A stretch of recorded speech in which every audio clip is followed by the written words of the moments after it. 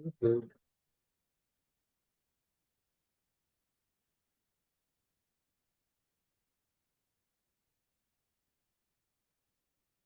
Let's create our part 3, no?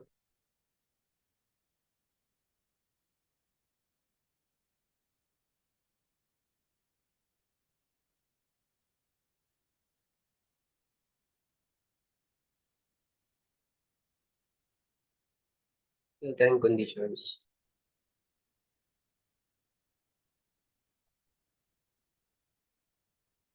Filtering data. Seeing sales.csv or sales dataset.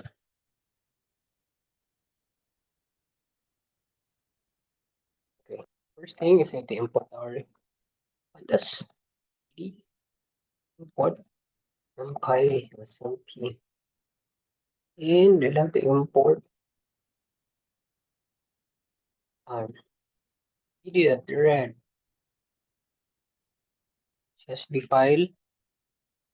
CSV file is sales dot so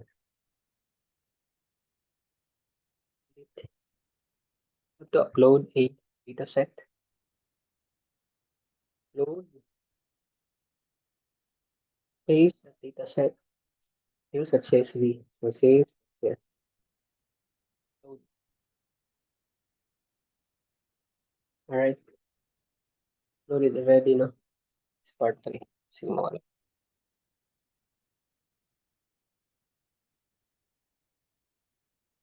Okay. So this is the content, no? Sales.csv about 18 columns, 113,036 rows. Dami. Simulator is yun. Assign a variable. So it's df.info. We can see that the number of columns, kani siya tanan, from 0 to 18. So 9 ka integer and then 9 ka objects. So 9 lang ang numerical values. So statistical analysis test, that's df data frame that describe. So there is a describe is katong numerical values katong 9 ka numerical values yung tagaan. So for year, ano siya? 2016, pinaka ganong value ng year maximum. I mean pinaka maximum ng year niya pinakadako nga revenue is kani siya 58,000. Pinaka what else? Minimum pinakagamay nga cost this one. So one I think this is already normalized. No? Pinakadako nga cost for not 42,978. Okay, so we'll have to start filtering conditions. No? Filtering conditions. We're going to filter rows.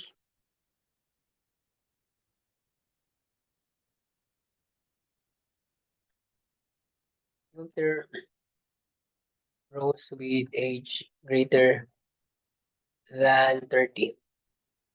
Na siya. So greater than 30, mana naman tayo DF age, customer age, no? Greater than 30. So kung kanina itong i-run, ang result niya is boolean, di ba? So, kasi it's condition, true, false. Ano siya? Para mo, kung na siya, mo effect na siya is, kopyahan na to ni siya. Ba, it's DF siya. And, para makuha na to ang mga row. Yun. So, age is greater than 30. Ito na. So, wala to na siya field. Mamaya itong filter. Field. Print.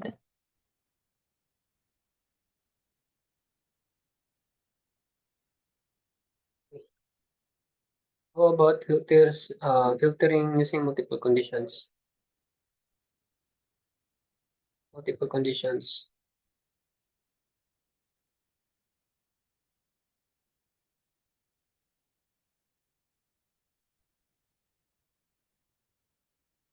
Hindi ko na siya gawin lang. Head lang. Para magamay. First 5 rows. Filtering with multiple conditions. Filtering with multiple conditions.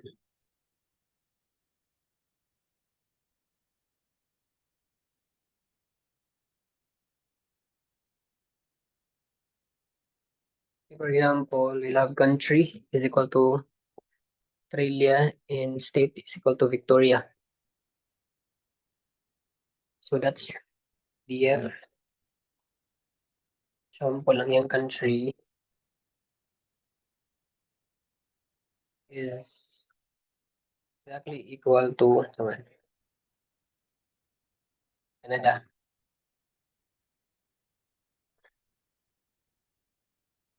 Wala yung country. Let's see. Okay, true, false, true, false. What is one? True, false, true, false. And one. Type of country. Ano to state? State. Ano siya? State is equal to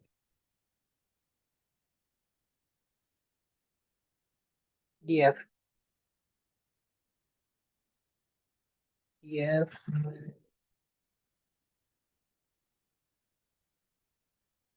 I-or na lang na to. Ano sa mga state sa Canada?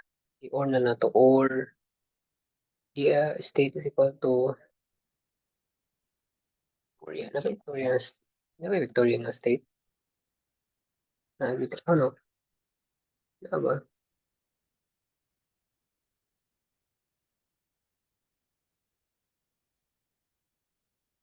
Anong error siya? Because Canada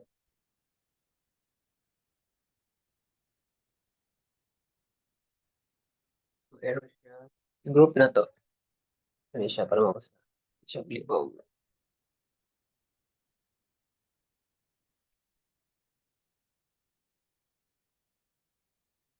Ayun. So, i-grouping sa relay na to. Para di maglibog ang iyang pag-interpret ni Python. Isa ka group.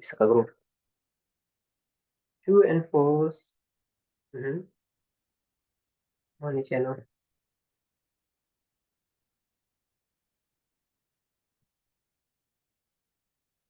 Since true and false man siya, para magawas siya, dito na to ang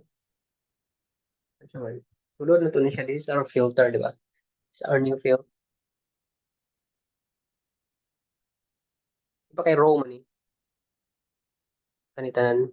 Filtering with multiple conditions. Filtering row, multiple conditions.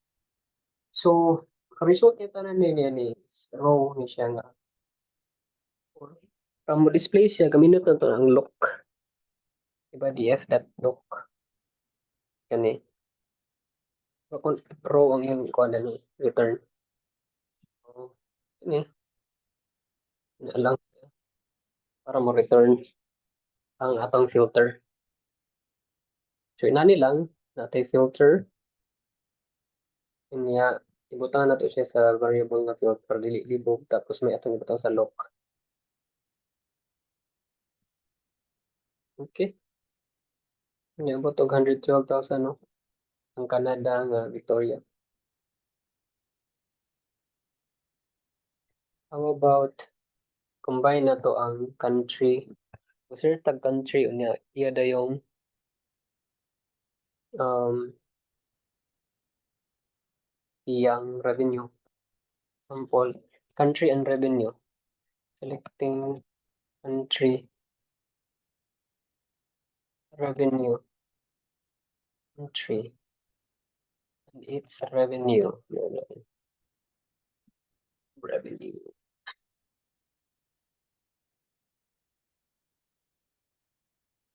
So magamit tag and no.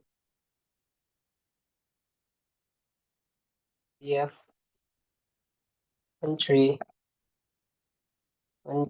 is equal to sample United States. United States So, i-group na to ni siya pag di mabuang nga tong filter. And ang and diri is isa lang ka ampersand. And unsa man group na to daan.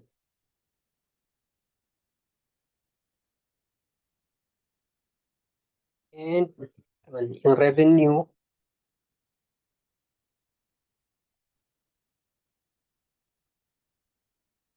is saman greater than 1,000. Okay. Alright. So, the same manner, ato yung i-look na to, di ba? So, that df dot look. Niya, sulod nito ni siya as our filter. It's filled. Filled. Ish. Yun. So, United States and its revenue, income nila. Now, greater than 1,000. Ila man yung return ani. Tulo lang. 18 ka columns at head. Hmm. Okay. First 5.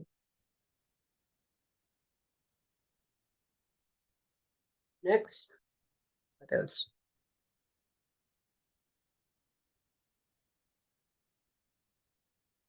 We're going to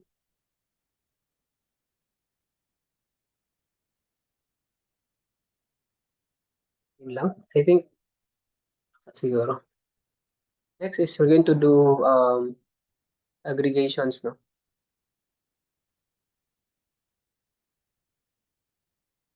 Gusto mo tayo ng group file.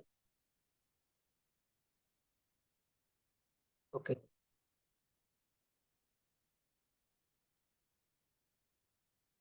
Ano lang sa siguro. So this is more on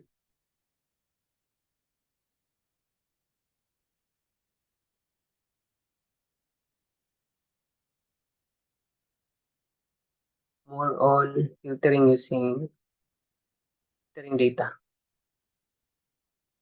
Part 3 is filtering data using filtering rules. Since